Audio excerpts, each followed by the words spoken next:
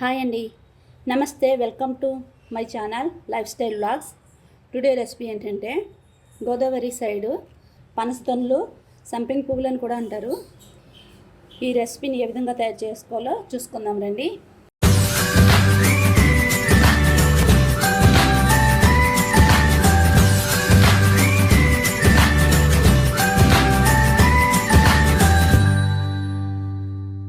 ముందుగా ఈ పనసతొనలు ప్రిపరేషన్ కోసం 1 కప్ ఆఫ్ గోధుమ పిండిని తీసుకుంటున్నామండి.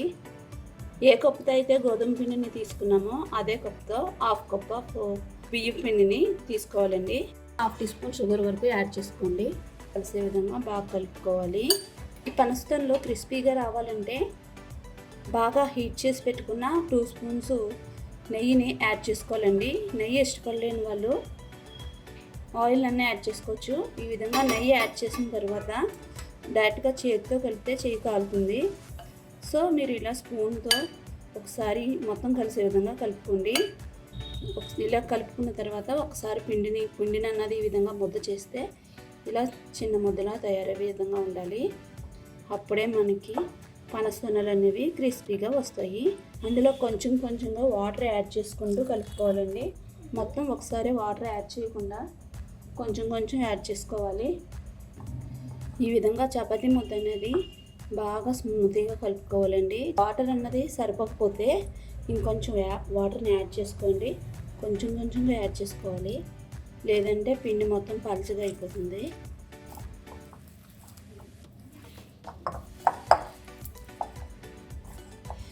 ఈ విధంగా తయారు చేసుకోవాలండి. చపాతీ ముద్ద అన్నది ఈ విధంగా స్మూత్గా రావాలండి. ఈ విధంగా తయారు చేసి పెట్టుకున్న ఈ చపాతీ ముద్దని 10 మినిట్స్ మూత పెట్టి కవర్ చేసుకోవాలండి. 10 మినిట్స్ తర్వాత ఒకసారి చూద్దామండి. పిండి అనేది ఈ విధంగా స్మూత్గా తయారవుతుందండి. ఈ విధంగా మొత్తం పిండిని చిన్న బాల్స్ కింద రెడీ చేసుకుందామండి. ఈ విధంగా మొత్తం అన్నీ ఒకే సైజులో వచ్చేలాగా బాల్స్ చేసుకుని పక్కన పెట్టుకుందామండి.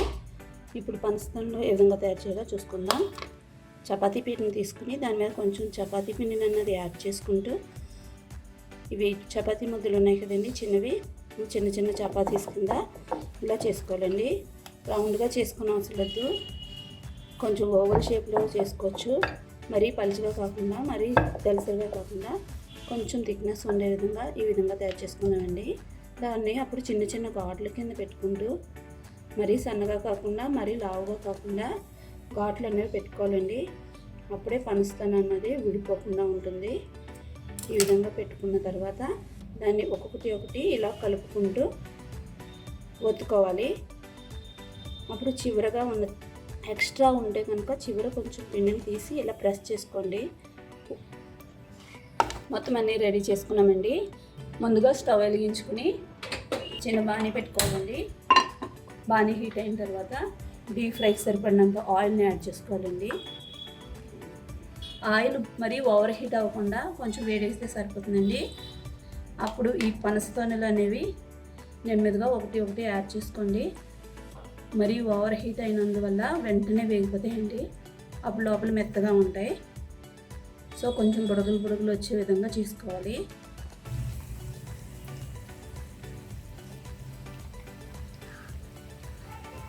ఈ విధంగా నెమ్మదిగా టర్న్ చేసుకోవాలండి. మనం పూర్తిగా వేగకుండా టర్న్ చేస్తే ఈ పనసతొనలు అనేది విడిపోతాయి. కాబట్టి ఒకవైపు కొంచెం వేగిన తర్వాత రెండో వైపు నెమ్మదిగా టర్న్ చేసుకోవాలండి. గోల్డెన్ కలర్ వచ్చే విధంగా ఫ్రై చేసుకుని పక్కన పెట్టుకున్నామండి. అదేవిధంగా మొత్తం అన్ని పనసతొనల్ని ఫ్రై చేసుకోవాలి. మొత్తం పనసతొనలన్నీ రెడీ అయిన తర్వాత షుగర్ సిరప్లో వేయడం కోసం రెడీ చేసి పెట్టుకున్నామండి. ఆ షుగర్ సిరప్ ఏ విధంగా ప్రిపేర్ చేయాలో చూసుకుందాం. ఏ మెజర్మెంట్ కప్పుతో అయితే పిండిని తీసుకున్నామో అదే మెజర్మెంట్ కప్పులో 3/4 కప్పు వరకు షుగర్ని యాడ్ చేయాలండి. షుగర్ని తీసుకుని దీనిలో యాడ్ చేసుకుని అదే కప్తో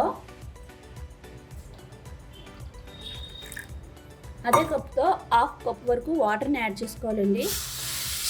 షుగర్ అంతా పూర్తిగా మెల్ట్ అయ్యే విధంగా కలుపుతూ ఉండాలి. అంతా పూర్తిగా మెల్ట్ అయ్యే విధంగా ఇలా కలుపుతూ ఉండాలండి.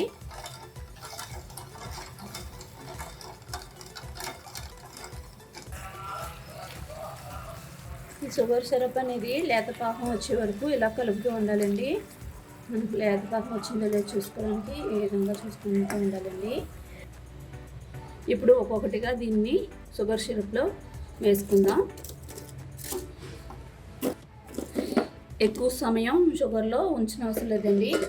జస్ట్ మనం ఇలా ఈ విధంగా ఒకసారి టర్న్ బ్యాక్ చేసుకుంటూ అటు ఇటుగా తిప్పుకుంటూ ఇందులో ముంచుకుని పక్కకు ట్రాన్స్ఫర్ చేసుకోవచ్చండి.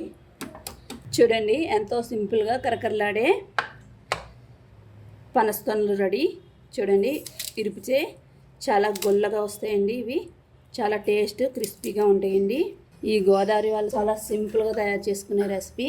ఈ రెసిపీ నచ్చినట్లయితే లైక్ చేయండి, షేర్ చేయండి, కామెంట్ చేయండి. అదేవిధంగా సబ్స్క్రైబ్ చేసుకుని పక్కన ఉన్న బెల్ సింబల్ని క్లిక్ చేయండి. Thank you for watching.